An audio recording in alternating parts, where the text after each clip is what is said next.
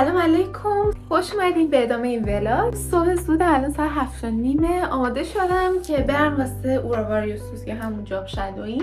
خانمه گفت که با یه لباسای تمیز و مرتب و اینا بیا، ولی نمیدونم لباسم چقدر مناسب کار هست و اینکه لباس مناسب کار اونجوری ندارم، مثلا مثل لباسای رسمی ریسپشنیست. حالا ببینین همین امروز تا 7 صبح چی پیدا کردم. این پیرن خیلی ساده سیاهه، اینو میبریم پشت و فقط این کار رو میکنیم. خیلی قشنگ میشه، اینجوری نیست؟ خیلی خوشم میاد، اصلا طوری که وایستاده خوشم میاد، حس خوبی بهم میده.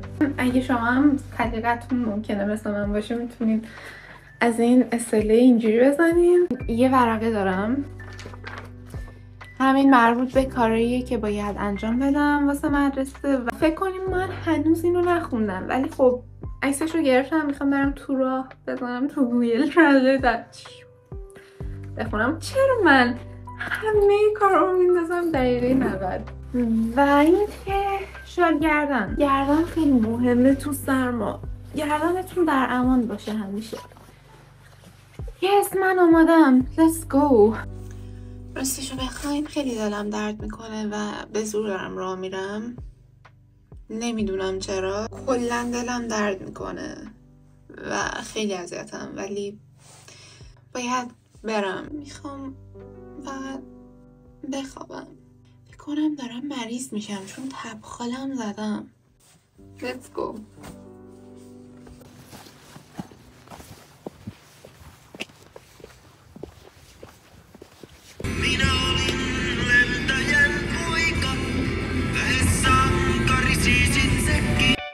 و بله بالاخره رسیدیم. از من با نوشیدنی گرم و شیرینی پذیرایی کردن و قسمت‌های مختلف هتل رو بهم نشون دادن. بعدش که چای خوردم راستش من خیلی خوشم نیامد به خاطر اینکه خیلی عطردار بود و احساس می‌کردم دارم عطر گرم می‌خورم. در ضمن امروز یکم نسبت به بقیه روزا متفاوت‌تر بود به خاطر اینکه یه چیزی به اسم کریسمس لانچ دارم و این دستمالای قرمزی که دیدین و من بهشون کمک کردم، چیدیم با هم دیگه و میزا رو آماده کردیم برای مشتریایی که برای تایم نهار میزا رو رزرو کرده بودن. آخرش هم که همه مهمونا رفتن خودمون نشستیم غذامون رو خوردیم با صاحب رستوران و من فهمیدم که عاشق کوتیکالیوم یا همون آبجوی خونگی فنلاندی که الکل هم نداره و تزیین میز پیش غذا و دسر رو به من سپردن با این کاجو با این قسمت درختا و بریم با هم دیگه یکم اتاقای این هتل رو ببینیم. کلا روی هم 21 اتاق داشت که هر کدومشون بین 120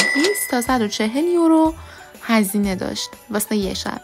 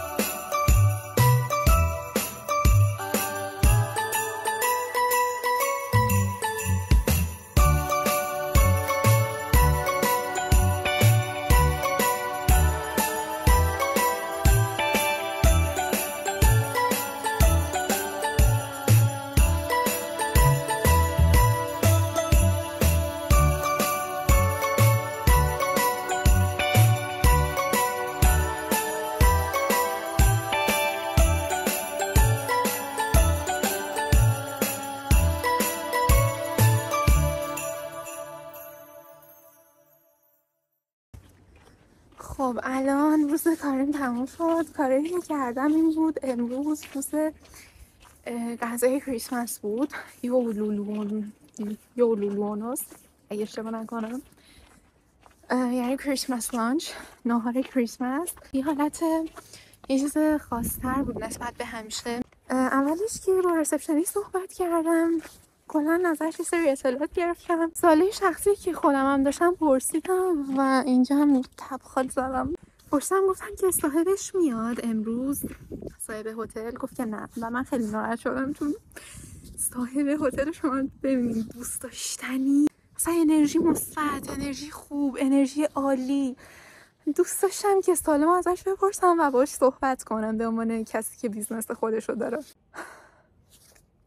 و اومد آخرین لحظه اومد از آقای پرسیدم، گفتم که ادوایست، توصیت، نصیحتت به عنوان کسی که بیزنس خودش رو داره چیه؟ به من گفت که برو سعی کن فقط کار کنی، سعی کن جاهای مختلف کار کنی، بیزنس های مختلف امتحان کنی. حتی خودش هم تو دانشگاه مدیریت نخونده بود. گفت من درسم خیلی بد بود، بعد هر چی درخواست میدادم رد میشدم، آخرش رفته چیز ورزشی و اینا مثلا خونده تو دانشگاه. گفت که برو مثلا هتل‌های زنجیره‌ای رو امتحان کن و اونجا هم چیزا رو یاد میگیری هم با آدم‌ها آشنا میشی.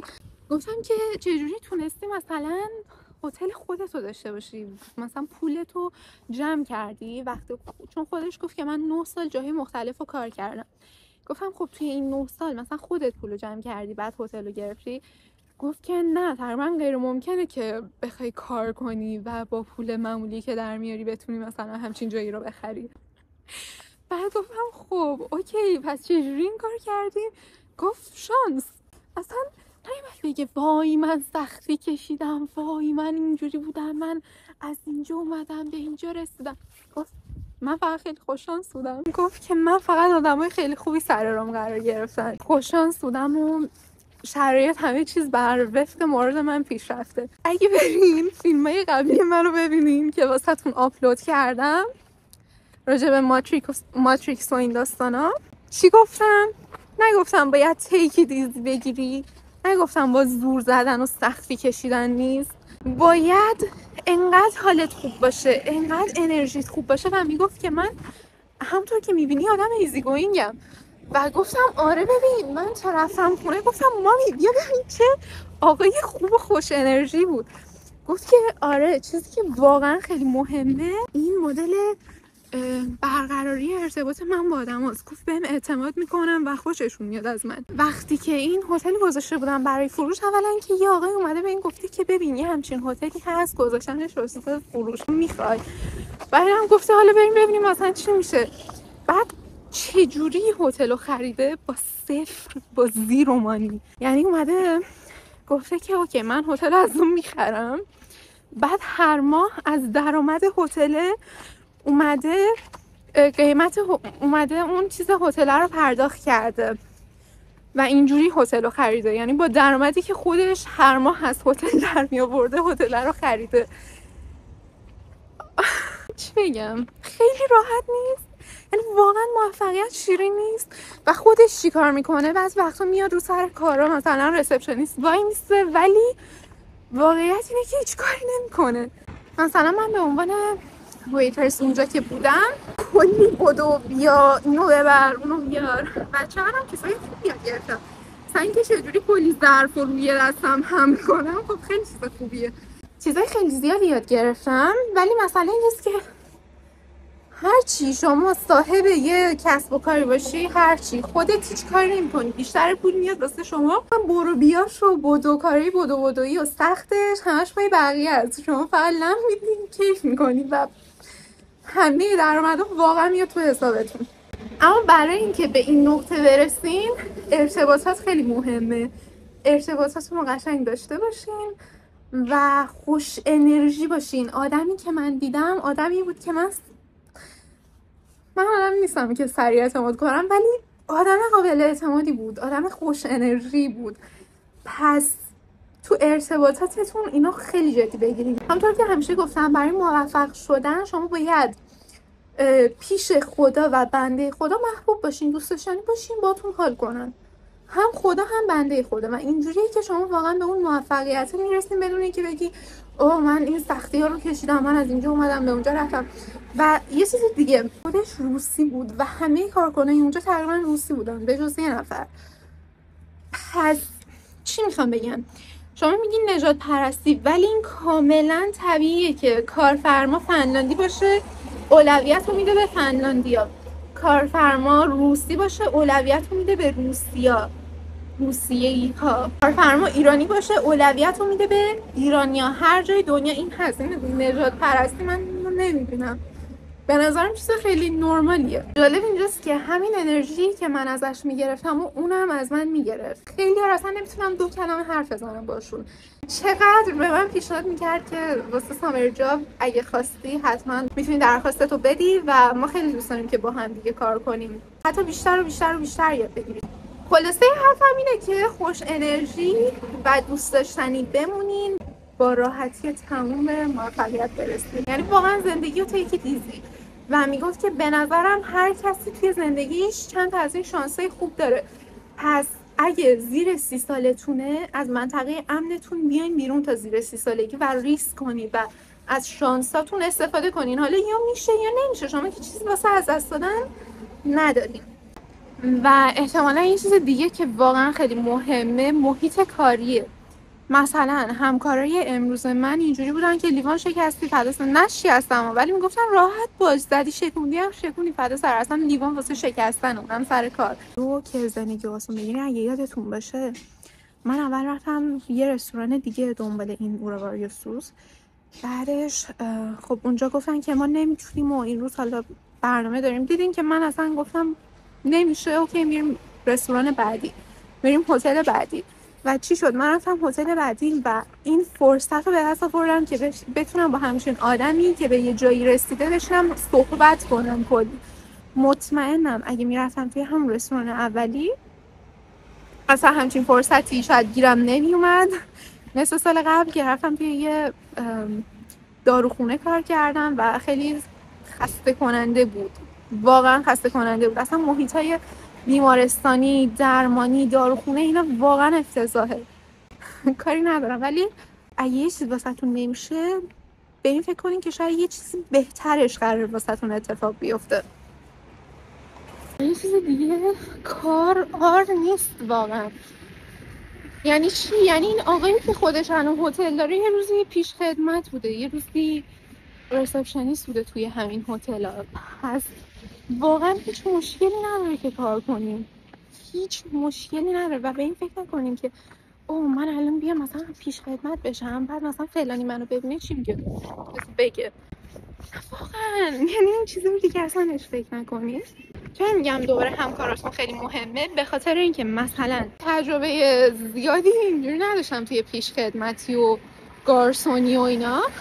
همکارم که کنارم بود و به من کمک میکرد همش منو تشویق میکرد و به من میگفت که تو خیلی تالنتدی، تو خیلی خوبی. منظورم اون انرژیه که توی محل کار دارین و دارین باهاش کار میکنین خیلی مهمه و خیلی جدیش بگیرین. نمیدونم گرمین، میان گرمین، هر چی که هستین واسه خودتون هستین. تو اجتماع ارتباط بگیریم، سعی کنیم با آدمای مثلا اینجوری هر طوری هست ارتباط بگیریم. من میذارم میخواد بیشتر خودم تو این موقعیت قرار بدم. احتمالا یه برگه از مدرسه بگیرم هر هفته به بهونه این چیز مدرسه هم هر بار برم یه جا و سعی کنم با یه نفر ارتباط بگیرم. نیازی نیست که 5 صبح بیدار شین برین باشگاه. یعنی موفق شدن اصلا به این چیزا نیست. یعنی واقعا خیلی ساده تره. چرا الان دارم انقدر راجع به موفقیت باهاتون حرف میزنم؟ دلیلش اینه آدمی که من دیدم جلوم یه آدم خوشبخت بود. حتی من تونستم با خانومش و بچه‌ش هم صحبت کنم و یه خانواده خیلی خوشبختی بودن که اصلا این انرژی و این خوشبختیشون رو شما میتونستین از 100 کیلومتری احساس کنین. و من به خاطر این دارم بهتون میگم که الکی با این چیزای انگیزشی چرت و پرتتون اینستاگرام خودتون خسته نکنین. خیلی خوبه اینکه میرین باشگاه، به هر حال ظاهر خیلی اهمیت داره. هر چی خوشگل‌تر باشین میزان موفقیتتون واقعا بیشتره. یه چیزیه که به هم دیگه مرتبطه، ولی همه چیز این نیست. من گفته بودم که این هفته ویدیو کادوی کریسمس رو میذارم، ولی احتمالا میفته هفته بعدیشون نمیخوام ویدیوم طولانی بشه. خب رسیدم خونه. خلاصه حرفای امروزم چیه؟ میخوای موفق شی؟ رفتار منشت کار کن، خوش انرژی باش، مثبت باش و از شانسات استفاده کن، چون اکثر افراد موفق خیلی خوش شانسن، نمیتونی بگی نیستن، هستن و شانس وجود داره. یعنی چیزیه که تو براش تلاش نمی‌کنی، میاد سر راه و تو ازش فقط استفاده میکنی. دور و بر دوستای خوب داشته باش. نگاه کن من الان فقط با یه نفر حرف زدم و نگاه چقدر من تاثیر مثبت گذاشته. دورتون رو اگه آدمای خوبی نمیتونین دورتون رو پر کنین، پس اصلا کسی رو تو اطرافتون محدودتون راه ندین. اینو جدی میگم، خیلی تاثیر داره. خیلی خاکی بود. میتونست بگه ببین من 9 سال کار کردم، خود ساخته، کلی زجر کشیدم، از روسیه اومدم فنلاند، زبانو بلد نبودم، اینجوری بوده ولی من تونستم. اصلا ریلکس بود که ببین من همه چی خدا خواست. یعنی یه همچین حالتی.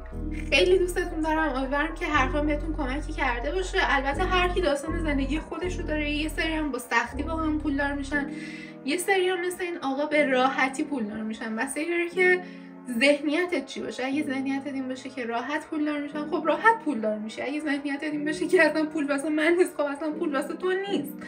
اگه ذهنیتت اینه که من باید سخت تلاش کنم و بیافتم دنبال پول و به دستش بیارم، بدو تا به دستش بیاری. کلی انرژی مثبت میفرستم از اینجا و امیدوارم که فرصت اینو داشته باشین که در طول روز با آدمای موفق که کار خودشونو دارن آشنا بشین و ببینین که داستان اونو چی بوده، سخت بوده، آسون بوده، اینطوری بوده، اونطوری بوده. خودتون رو برای فرصتایی که میاد جلوتون آماده کنین. یعنی چی؟ زبان یاد بگیرین، یعنی برین ورزش کنین. بعد من به فکر کردم اگه من زبان بلد نبودم خب اصلا نمیتونستم با اینجوری حرف بزنم. بریم ورزش کنین، خوش قیافه و خوش اندام و اینا باشین، بیشتر محلتون رو میدن. متاسفانه خوشبختانه تاثیر داره. من میگم خوشبختانه به خاطر اینکه میتونی آدما رو باش تحت تاثیر قرار بدی، پس یه پوان مثبت حساب میشه. رایت؟ دوستتون دارم. تا درودی دیگر. نه فعلا ادامه داره این ولاگ.